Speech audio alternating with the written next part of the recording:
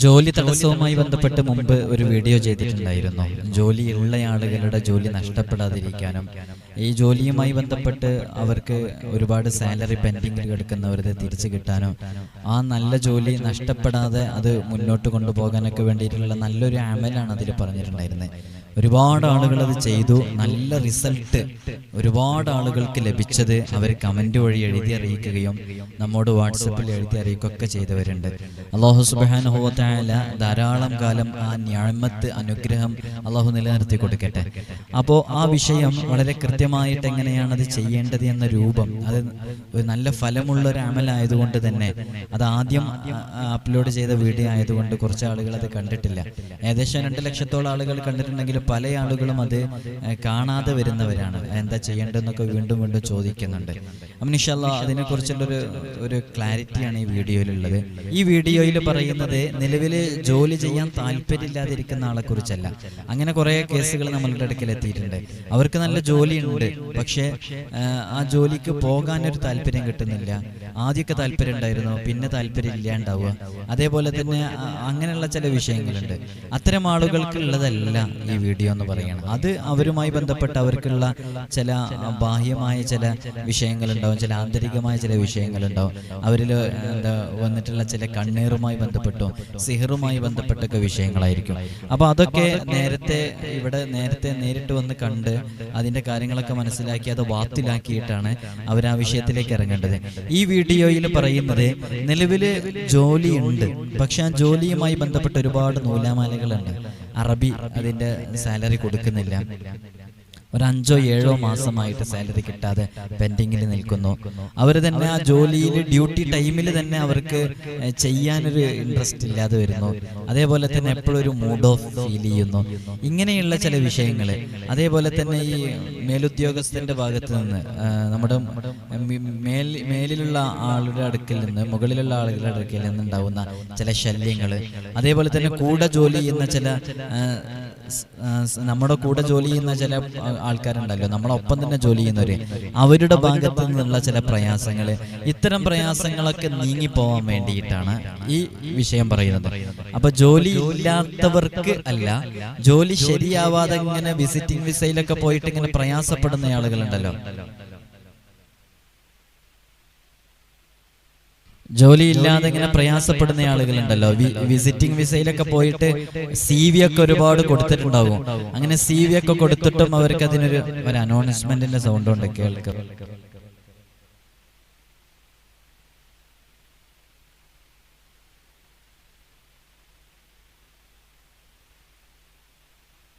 ഒരു അനൗൺസ്മെന്റ് പോകുന്ന കാരണം കൊണ്ട് പറയാൻ പറ്റാത്തതുകൊണ്ട് സ്റ്റോപ്പ് ചെയ്ത് വെച്ചാണ്.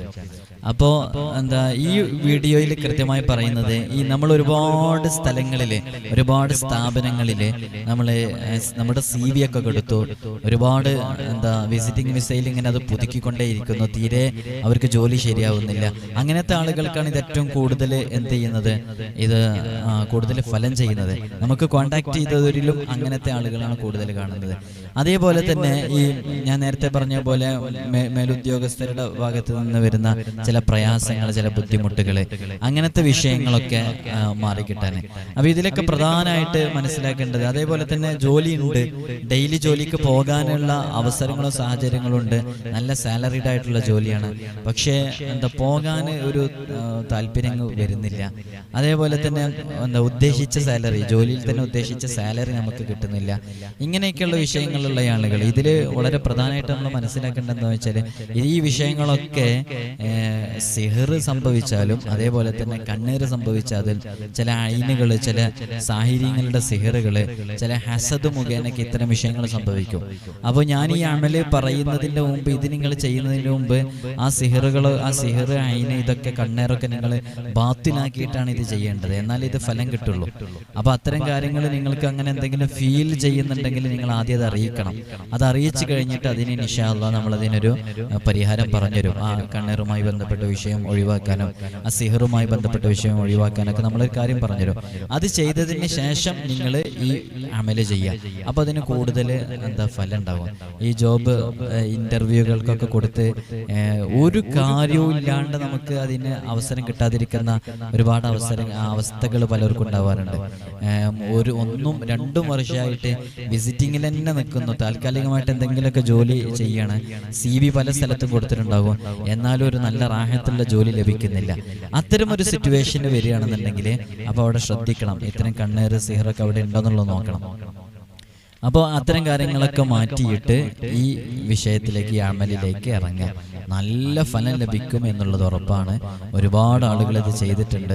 ഈ വീഡിയോ കാണുന്നവരിൽ തന്നെ ചെയ്തവരുണ്ടാകും, ഈ അമല് ചെയ്തവരുണ്ടാകും. ഞാനൊന്നും കൂടെ അത് ക്ലാരിറ്റിയിൽ പറയുകയാണ്.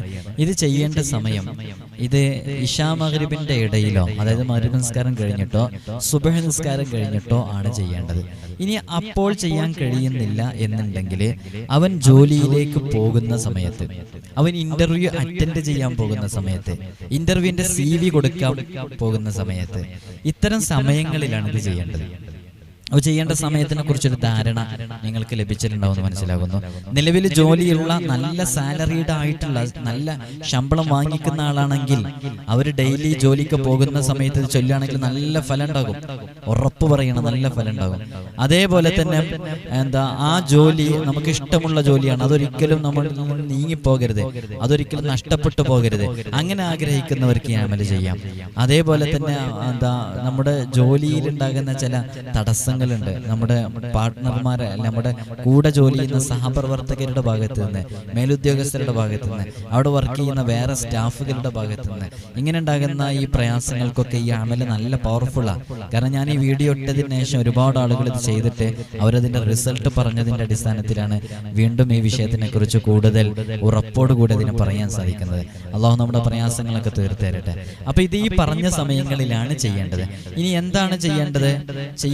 സൂറത്തുൽ കൗസർ, ഞാൻ ഒരു പ്രാവശ്യം പറഞ്ഞതാണ്. സൂറത്തുൽ കൗസർ 3 തവണ. വിശുദ്ധ ഖുർആനിലെ ഏറ്റവും ചെറിയ സൂറത്താണ് സൂറത്തുൽ കൗസർ, അല്ലേ? ഇന്നാ അഅ്തൈനാക്കൽ കൗസർ ഫസല്ലി ലിറബ്ബിക വൻഹർ ഇന്ന ശാനിഅക ഹുവൽ അബ്തർ. വളരെ പെട്ടെന്ന് ചൊല്ലി തീർക്കാൻ കഴിയും. ഈ ഇന്നാ അഅ്തൈനാക്കൽ കൗസർ എന്ന് പറയുന്ന തുടങ്ങുന്ന ആ സൂറത്ത് 3 തവണ ഓതുക. അതേപോലെ തന്നെ അല്ലാഹുമ്മ സ്വല്ലി അലാ സയ്യിദിനാ മുഹമ്മദിൻ വഅലാ ആലിഹി വസഹ്ബിഹി വസല്ലം എന്നുള്ളത് 3 പ്രാവശ്യം ചൊല്ലുക. അല്ലാഹുമ്മ ർസുഖ്നി ഫഇന്നഹു ഖൈറുർ റാസിഖീൻ. اللهم ارزقني فإنه خير الرازقين. اللهم ارزقني وأنت خير الرازقين. അങ്ങനെയുണ്ട്. اللهم ارزقني وأنت خير الرازقين. اللهم ارزقني وأنت خير الرازقين. ഇത് ചൊല്ലുക. ഇതിങ്ങനെ എല്ലാ ദിവസവും എപ്പോഴൊക്കെ ചൊല്ലേണ്ടത്? സുബ്ഹിക്ക് ശേഷം ചൊല്ലാൻ പറ്റുന്നുണ്ടെങ്കിൽ അങ്ങനെ ചൊല്ലുക, മഗ്രിബിന് ശേഷമാണെങ്കിൽ അങ്ങനെ ചൊല്ലുക. ജോലിക്ക് പോകുന്ന സമയത്ത് എന്തായാലും അത് ചെയ്യുക. ഏറ്റവും നല്ലത് ഈ സുബ്ഹിക്ക് ശേഷം ജോലിക്ക് പോകുന്ന ശേഷം ചെയ്യല, അല്ലെങ്കിൽ പിന്നെ ജോലിക്ക് പോകുന്ന സമയത്തും അതേപോലെ തന്നെ മഗ്രിബിന് ശേഷം ചെയ്യാം. നല്ല ഫലം ലഭിക്കും. അത്രയും നല്ല അർത്ഥമുള്ള, നല്ല ഫലവത്തായിട്ടുള്ള, ആപ്റ്റായിട്ടുള്ള ഒരു അമല് കൂടെയാണ് ഇത്. സൂറത്തുൽ കൗസർ എന്ന് പറഞ്ഞാല് അത്രയും വലിയ അർത്ഥങ്ങളുള്ള ഒരു സൂറത്ത് ആയത്തുകളാണ് അതിലൂടെ വിശദീകരിക്കപ്പെടുന്നത്. ഹബീബായ സല്ലല്ലാഹു അലൈഹി വസല്ലം തങ്ങൾക്ക് അള്ളാഹു നൽകിയ അനുഗ്രഹങ്ങളെ കുറിച്ച്. അപ്പോൾ നമുക്കും അതുപോലെ വലിയ വലിയ അനുഗ്രഹങ്ങൾ, വലിയ വലിയ നിഅമത്തുകൾ, ഉള്ള നിഅമത്ത് നീങ്ങിപ്പോകാതിരിക്കാൻ ഈ അമല് ചെയ്യുമ്പോൾ അത് നല്ല ഫലം ലഭിക്കും എന്നുള്ളത് ഉറപ്പാണ്. ആദ്യമായിട്ട് വേണ്ട നല്ല നിയ്യത്ത് വേണം. പിന്നെ ജോലിയുമായി ബന്ധപ്പെട്ടൊക്കെ നമ്മൾ മനസ്സിലാക്കേണ്ടത് എന്താണെന്ന് ചോദിച്ചാൽ, ജോലി എപ്പോഴും തിരഞ്ഞെടുക്കുന്ന സമയത്ത് അത് ചിലപ്പോഴൊക്കെ ചില ആളുകളൊക്കെ ഏത് ജോലിയാണ് തിരഞ്ഞെടുക്കേണ്ടത് എന്നുള്ളൊരു ഇഷ്കാലിൽ, ഒരു കൺഫ്യൂഷനിലൊക്കെ ഉണ്ടാകും. അപ്പോൾ അത്തരം സന്ദർഭങ്ങളിലൊക്കെ നമ്മൾ മനസ്സിലാക്കേണ്ടത്, നമുക്കൊരു പാഷനായിട്ട് കൊണ്ട് നടക്കാൻ പറ്റുന്ന ജോബാണ് എപ്പോഴും തിരഞ്ഞെടുക്കേണ്ടത്. പാഷനായിട്ട് എന്ന് പറഞ്ഞാൽ നമ്മൾ ആ ജോബ് ചെയ്യണമെന്നുണ്ടെങ്കിൽ അതിലൊരു എൻജോയ്മെന്റ് നമുക്ക് വേണം. ചില ഗവൺമെന്റ് ഉദ്യോഗസ്ഥരൊക്കെ ജോലി ചെയ്യുന്നത് നിങ്ങൾ കണ്ടിട്ടില്ലേ? നമ്മൾ ചില ഓഫീസുകളിലൊക്കെ, ഗവൺമെന്റ് ഓഫീസുകളിലൊക്കെ പോകുമ്പോൾ അവരോട് എന്തെങ്കിലും നമ്മുടെ രേഖയോ അല്ലെങ്കിൽ എന്തെങ്കിലും വിഷയങ്ങളൊക്കെ സംസാരിക്കുമ്പോൾ അവർ ഭയങ്കര ടെൻഷനായിട്ട് നമ്മളോട്, ടെൻഷൻ അടിച്ച ഒരു ഇൻട്രസ്റ്റ് ഇല്ലാതെ എന്തോ ഒരു ഡെസ്പായിട്ട് നമ്മളോട് സംസാരിക്കുന്നത് കാണില്ലേ? എന്തോ ഒരു പ്രയാസത്തോടു കൂടെ. അത് ആ ചെയ്യുന്ന ജോലിയിൽ അവർക്കൊരു എൻജോയ്മെന്റ് ഇല്ലാത്തതുകൊണ്ടാണ്. നമുക്ക് ചെയ്യുന്ന ജോലിയിൽ എൻജോയ്മെന്റ് ഉണ്ടാവുക എന്നുള്ളത് വെരി ഇമ്പോർട്ടൻ്റ്. അതുകൊണ്ട് തന്നെ നമ്മൾ ഉദ്ദേശിച്ച, നമ്മൾ പഠിച്ച, അല്ലെങ്കിൽ നമ്മൾ ഭാവിയിൽ എനിക്ക് ഈ ജോലിയാണ് വേണ്ടതെന്ന് കരുതി പഠിച്ചൊരു കോഴ്സ് ഉണ്ടാവുമല്ലോ, ആ കോഴ്സുമായി റിലേറ്റഡ് ആയിട്ടുള്ള ജോബിനാണ് ട്രൈ ചെയ്യേണ്ടത്. ഒന്നുമില്ലെങ്കിൽ ഏതെങ്കിലുമൊക്കെ എടുക്കാം. അങ്ങനെ അത്തരം ആളുകൾക്ക് ഞാൻ പറഞ്ഞിരുന്നുണ്ട് എന്താ ചെയ്യേണ്ടതെന്നുള്ളത്. അങ്ങനെ ജോലി കിട്ടാത്തവർ നമ്മൾ പഠിച്ച ആ വിഷയവുമായി റിലേറ്റഡ് ആയിട്ടുള്ള ജോബിനെ ട്രൈ ചെയ്യുക, അതിലേക്ക് തന്നെ CV കൊടുക്കുക. എന്നിട്ട് ആ ജോബ് നമുക്ക് കിട്ടിക്കഴിഞ്ഞിട്ട് ഞാൻ ഈ പറയുന്ന സംഗതികളൊക്കെ ഇതേപോലെ ഫോളോ ചെയ്ത് മുന്നോട്ട് കൊണ്ടുപോയാൽ ജീവിതത്തിൽ നല്ല റാഹത്തുണ്ടാവും, നല്ല ബറക്കത്തുണ്ടാകും. അപ്പോൾ അങ്ങനത്തെ സ്ഥലങ്ങളിലാണ് നമ്മൾ ഇൻ്റർവ്യൂവിന് കൊടുക്കേണ്ടത്, നമ്മൾ CV ഒക്കെ കൊടുക്കേണ്ടത്. അങ്ങനെ കൊടുത്ത് നല്ല നിയത്തോടുകൂടെ, പ്രതീക്ഷയോടുകൂടെ എൻ്റെ റബ്ബെന്നെ കൈവിടിയുകയില്ല എന്ന വിശ്വാസത്തോടുകൂടെ നിൽക്കുക. ഞാൻ ഈ പറയുന്ന അമലുകൾ ചെയ്യുക. ഇൻഷാ അല്ലാഹ് നല്ല ജോബ് കിട്ടും. ഇത് കേൾക്കുന്ന എൻ്റെ പ്രിയപ്പെട്ട ഉമ്മമാര്, ഉപ്പമാര്, അതേപോലെ തന്നെ സഹോദരിമാരൊക്കെ അവരുടെ ഭർത്താക്കന്മാർക്ക്, മക്കൾക്കൊക്കെ ജോബ് കിട്ടാതെ പ്രയാസപ്പെടുന്നവർക്കൊക്കെ ഇത് പറഞ്ഞു കൊടുക്കുക. ഇതിൻ്റെ കൂടെ പേഴ്സിൽ വെക്കാൻ വേണ്ടിയിട്ട് ഞാനൊരു ഇസ്മ പറഞ്ഞിട്ടുണ്ടായിരുന്നു. അതെന്താണെന്ന് ചോദിച്ചാൽ യാ ബാസിത്തു എന്നുള്ള ഇസ്മാണ്. യാ ബാസിത്തു എന്നുള്ള ഇസ്മ. യാ ബാസിത്തു എന്നുള്ളത് യാ അലിഫ്, അത് എഴുതേണ്ട രൂപം യാ അലിഫ്, പിന്നെ ബാ അലിഫ്, സീന്, ഇങ്ങനെയാണ് എഴുതേണ്ടത്. മറ്റേ തോ ഇല്ല, ഇങ്ങനെയുള്ള ത അല്ല, തോവിലത്തുൻ എന്നൊക്കെ പറയുന്നതിനുള്ള തോ. അപ്പൊ അങ്ങനെയാണ് എഴുതേണ്ടത്. അപ്പൊ യാ അത് ഒറ്റ ഹർഫാക്കി എഴുതണം. അപ്പൊ ഏതാ യാ എന്ന് ആദ്യം എഴുതുക, പിന്നെ ഒരു അലിഫ് എഴുതുക, പിന്നെ ബാ എഴുതുക, പിന്നെ ഒരു അലിഫ് എഴുതുക, പിന്നെ സീൻ എഴുതുക, പിന്നെ തോ അത് എഴുതുക. ഇതെങ്ങനെ എഴുതേണ്ടത്? ഒരു വൈറ്റ് പേപ്പറിലാണ് എഴുതേണ്ടത്. 4 വശങ്ങളും തുല്യമായ ഒരു വൈറ്റ് പേപ്പറിൽ വുളുഓടുകൂടെ, ശുദ്ധിയോടുകൂടെയാണ് ഇത് എഴുതേണ്ടത്, ഖിബിലയിലേക്ക് മുന്നിട്ട്. അത് എഴുതുന്ന സമയത്ത് അങ്ങനെ തന്നെയാണ് ചെയ്യേണ്ടത്. അത് ചെയ്തിട്ട് അത് വളരെ വൃത്തിയോടുകൂടെ നിങ്ങൾ ചുമക്കുക എന്നുള്ളതാണ്. ആ ചുമക്കുക എന്നുള്ളതിനാണ് ഞാൻ നിങ്ങളോട് പറഞ്ഞത്. നിങ്ങളതൊരു പേഴ്സിൽ കൃത്യമായി മടക്കിയിട്ട് അത് വെക്കുക. ഇൻഷാ അല്ലാഹ് അത് ഒരുപാട് അനുഗ്രഹങ്ങൾ നമ്മുടെ ജീവിതത്തിലേക്ക് കടന്നു വരാനും കൈവരിക്കാനൊക്കെ കാരണമാകും. ഞാനിത് കുറേ ആളുകൾക്ക് പറഞ്ഞു കൊടുത്തിട്ടുണ്ട്. ഇതിൽ തന്നെ ഇത് കേട്ട ആളുകളും ചെയ്ത ആളുകളും ചെയ്തുകൊണ്ടിരിക്കുന്ന ആളുകളൊക്കെ ഉണ്ട്, റിസൾട്ട് കിട്ടിയവരൊക്കെ ഉണ്ട്. അവരൊക്കെ അതിൻ്റെ അനുഭവങ്ങൾ പറയും. അപ്പൊ ഇതാണ് ചെയ്യേണ്ട അമല്. അല്ലാഹു സുബ്ഹാനഹു വ തആല നമുക്ക് കൃത്യമായി ചെയ്യാനും മനസ്സിലാക്കാനൊക്കെ ഉള്ള തൗഫീഖ് നൽകി അനുഗ്രഹിക്കുമാറാകട്ടെ. അപ്പൊ എപ്പോഴും നല്ല ജോബാണ് നമ്മൾ തിരഞ്ഞെടുക്കേണ്ടത്. ഇനി ഒരാൾക്ക് നല്ല ജോബ് കിട്ടുന്നില്ല, അവനെ പഠിച്ചതുമായി റിലേറ്റഡ് ആയിട്ടുള്ള ജോബ് അല്ല കിട്ടുന്നത്. ഈ പഠിച്ചതുമായി റിലേറ്റഡ് ആയിട്ടുള്ള ജോലി കിട്ടുക എന്ന് പറഞ്ഞിട്ടുണ്ടെന്നുണ്ടെങ്കിൽ നമുക്കതിനെക്കുറിച്ച് നല്ലൊരു നോളജ് ഉണ്ടാകും. അപ്പോൾ നമ്മളത് ചെയ്യുമ്പോൾ നമുക്കതൊരു ഒരു ഹാർഡ്നെസ് ഫീൽ ചെയ്യൂല. നമുക്കത് എപ്പോഴും ഒരു സിമ്പിളായിട്ട് മുന്നോട്ട് കൊണ്ടുപോകാൻ സാധിക്കും. മാത്രമല്ല അതിൽ നമുക്ക് ഒരു എൻജോയ്മെന്റ് കിട്ടും. കാരണം നമ്മുടെ ഇത്രയും ഒരു സമയം നാം പഠിക്കാൻ വേണ്ടി ചെലവഴിച്ചൊരു വിഷയം, അതിനോട് ഉണ്ടാകുന്നൊരു കൂറൊക്കെ ഉണ്ടാവും നമുക്ക്. അതുകൊണ്ട് തന്നെ നമുക്ക് ആ ജോബ് ചെയ്യാൻ എപ്പോഴും ഒരു പാഷൻ ആയിരിക്കും നമ്മുടെ. അതൊരു എന്റർടൈൻമെന്റ് ആയിരിക്കും, നമുക്കൊരു എൻജോയ്മെന്റ് ആയിരിക്കും. അപ്പൊ അത്തരം ജോലികളാണ് എപ്പോഴും തിരഞ്ഞെടുക്കുക. പിന്നെ ജോലി ചെയ്യുന്ന മേഖലയിൽ അത് വളരെ പ്രധാനപ്പെട്ട പോയിന്റാണ്. ജോലി ചെയ്യുന്ന മേഖലയിൽ എപ്പോഴും സത്യസന്ധത പുലർത്തുക എന്നുള്ളത് അത് വളരെയധികം ശ്രദ്ധിക്കേണ്ടതാണ്. നമ്മുടെ ജീവിതത്തിലേക്ക് ഒരിക്കലും ഹറാമ് കയറി വരരുത്. അങ്ങനത്തെ ഒരു സമ്പത്ത് നമ്മുടെ ഭാര്യ കഴിക്കണ്ട, നമ്മുടെ മക്കൾ തിന്നണ്ട. അങ്ങനെ കൊണ്ടുവരുന്ന സമ്പത്ത് കൊണ്ട് നമ്മുടെ വീട് പണിയണ്ട, അങ്ങനെ തീരുമാനിക്കാം. നമ്മൾ വാഹനം വാങ്ങിക്കേണ്ട, അങ്ങനെ തീരുമാനിക്കാം. അതായത് നമ്മുടെ ജീവിതത്തിലേക്ക് കടന്നു വരുന്ന എന്തും അത് നമ്മുടെ മക്കൾക്ക് തിന്നാൻ കൊടുക്കുന്നത് അത് ഹലാലിന്റെ ഭക്ഷണമാവട്ടെ, അത് ഹലാലായ അതാവട്ടെ, അതിൽ ഹറാമിന്റെ കടന്നുവരവ് ഒരിക്കലും ഉണ്ടാകാൻ പാടില്ല. അപ്പോ ഹറാമുമായി ബന്ധപ്പെട്ട ഒരു ജോലിയിലേക്കും പ്രവേശിക്കാതിരിക്കുക. നമുക്ക് നമ്മുടെ ജോലി ചെയ്യുന്ന മേഖലയിൽ നമുക്ക് ഹറാമുമായി ബന്ധപ്പെട്ട് ഉള്ള അവസരങ്ങളൊക്കെ ഒഴിവാക്കാം. അത് നമ്മുടെ വേഷവിധാനത്തിലാണെങ്കിലും, അതേപോലെ തന്നെ നമ്മൾ സെയിൽ ചെയ്യുന്ന ചില സാധനങ്ങൾ ഉണ്ടാകും, അല്ലെങ്കിൽ നമ്മൾ പ്രൊമോട്ട് ചെയ്യുന്ന ചില സാധനങ്ങൾ ഉണ്ടാവും. ഇപ്പൊ മദ്യത്തിന് നമുക്ക് പ്രൊമോട്ട് ചെയ്യാൻ പറ്റുമോ? ഇല്ല, ഒരിക്കലും പ്രൊമോട്ട് ചെയ്യാൻ പറ്റില്ല. മദ്യവിൽപ്പന നമുക്ക് പറ്റുമോ? ഒരിക്കലും പറ്റില്ല. അതേപോലെ തന്നെ പലിശയുമായി ബന്ധപ്പെട്ട ഇടപാട്, അതുമായി ബന്ധപ്പെട്ട ജോബ്, അത് നമുക്ക് പറ്റുമോ? ഇല്ല. അപ്പൊ പഠിക്കുന്ന സമയത്ത് തന്നെ അത്തരം ജോബുമായി ബന്ധപ്പെട്ട വിഷയത്തിലേക്ക് ഇറങ്ങാതിരിക്കാം. പിന്നെ ഈ ജോബുമായി ബന്ധപ്പെട്ട് പ്രധാനമായും ശ്രദ്ധിക്കേണ്ടത് മറ്റൊരാളുടെയും ഇഷ്ടത്തിന് വേണ്ടി ഒരു ജോലിയും ഏറ്റെടുക്കരുത്. കാരണം അയാളത് പറഞ്ഞു, അയാളങ്ങ് പോയി. പിന്നെ ഇതുമായി ബന്ധപ്പെടുന്നത് വർഷങ്ങളോളം നാമാണ്. അപ്പോൾ അതുകൊണ്ട് തന്നെ മറ്റൊരാളുടെ നിർബന്ധത്തിന് വഴങ്ങിയോ മറ്റൊരാളുടെ ഇഷ്ടത്തിന് വഴങ്ങിയോ ഒരു കാരണവശാലും ഒരു ജോലി ഏറ്റെടുക്കരുത്, അത്തരം ജോലിയിൽ പ്രവേശിക്കരുത്. അത് നമുക്ക് തന്നെ ക്ഷീണം ഉണ്ടാവും. നമ്മുടെ എല്ലാ സമയവും ഇഷ്ടമില്ലാത്ത ഒരു കാര്യം ചെയ്യാൻ വേണ്ടി നാം നമ്മുടെ സമയം വിനിയോഗിക്കുമ്പോൾ അത്രയും സമയം നാം വിനിയോഗിച്ചതിൻ്റെ പേരിൽ കുറ്റബോധം ഉണ്ടാവുകയും അത് പിന്നീട് ആ കുറ്റബോധം ഇങ്ങനെ വളർന്ന് അത് മാനസികമായി തളരാനൊക്കെ കാരണമാകും. ഞാൻ അനുഭവത്തിന്റെ വെളിച്ചത്തിൽ നിന്നാണ് പറയുന്നത്. ഒരുപാട് ആളുകൾ നമ്മുടെ ഈ ജോലിയുമായി ബന്ധപ്പെട്ട തടസ്സങ്ങളും പ്രയാസങ്ങളൊക്കെ പറഞ്ഞ്, പ്രത്യേകിച്ച് പ്രവാസികൾ എത്ര ആളുകളാണ് ഫോൺ വിളിക്കുന്നതെന്നറിയോ? അവരൊക്കെ പറയുന്ന അവരുടെ വിഷയങ്ങളൊക്കെ കേൾക്കുമ്പോൾ ഇതാണ് കാണുന്നത്. അവര് ജോലിക്ക് താല്പര്യമില്ലാതെ, അവർക്കതിലേക്ക് പോകാൻ കഴിയാതെ, അങ്ങനെ ജോലി നഷ്ടപ്പെട്ടവര്, ഇൻട്രസ്റ്റ് ഇല്ലാതെ എങ്ങനെ പോകാൻ സാധിക്കും ചുട്ടുപൊള്ളുന്ന മണലാരണ്യത്തിലിരുന്നിട്ട്? അപ്പൊ ആ കാര്യവും വളരെയധികം ശ്രദ്ധിക്കുക. അപ്പൊ നല്ല ജോലി തിരഞ്ഞെടുക്കുക എന്നുള്ളിടത്ത് പാഷനായിട്ടുള്ള, എൻജോയ് ചെയ്ത് ചെയ്യാൻ പറ്റുന്ന ജോലിയായിരിക്കണം തിരഞ്ഞെടുക്കേണ്ടത്. അള്ളാഹു അത്തരം ജോലി ഇല്ലാത്തവർക്ക് അള്ളാഹു നല്ല ജോലി നൽകട്ടെ. ഉള്ള ജോലിയിൽ അള്ളാഹു സുബ്ഹാനഹു വ തആല വലിയ ബറക്കത്ത് നൽകട്ടെ. അപ്പൊ അത്തരം ജോലികൾ തിരഞ്ഞെടുക്കുക. ഞാൻ ഈ പറഞ്ഞ അമല് അത് ചെയ്യാം. അതാരാണ് ചെയ്യേണ്ടത്? ഇങ്ങനെ സിഹർ, കണ്ണേറ്, ഇത്തരം വിഷയങ്ങളും തടസ്സങ്ങളൊന്നും ഇല്ലാത്ത, അതൊക്കെ ഒഴിവായി പിന്നെ ചെയ്യേണ്ടതാണിത്. അപ്പൊ ഈ ഒരു അമല് ജോലിക്ക് പോകുന്ന സമയത്ത് എന്തായാലും ചെയ്യാം. അതേപോലെ തന്നെ സുബ്ഹിക്കേഷൻ ചെയ്യാൻ പറ്റുന്നുണ്ടെങ്കിൽ അങ്ങനെ ചെയ്യാം. യാ ബാസിത്ത് എന്ന് പറയുന്ന ഇസ്മ ഞാൻ ആ പറഞ്ഞ രൂപത്തിൽ ചെയ്തു വെക്കുക. ഇൻഷാ അല്ലാഹ് ജീവിതത്തിൽ നല്ല മാറ്റമുണ്ടാകും, നല്ല ഫലമുണ്ടാകും. അതേപോലെ തന്നെ എല്ലാ ദിവസവും ഓർമ്മപ്പെടുത്താറുള്ളത് പോലെ നമ്മൾ എത്ര അനുഗ്രഹങ്ങൾ ലഭിച്ചാലും പടച്ച റബ്ബിനെ മറക്കാതിരിക്കുക. എത്ര പ്രയാസത്തിലാണെങ്കിലും പടച്ച റബ്ബിനെ മറക്കാതിരിക്കുക. മുഅ്മിനീങ്ങളെ കുറിച്ച് വിശുദ്ധ ഖുർആൻ പറഞ്ഞത് ദുഃഖവേളയിലും സന്തോഷവേളയിലും അള്ളാഹുവിനെ ഓർക്കുന്നവനാണെന്ന്. അപ്പോൾ നമുക്ക് നല്ല ജോലിയുള്ള സമയത്ത് എല്ലാം മറന്ന് ജീവിക്കാം.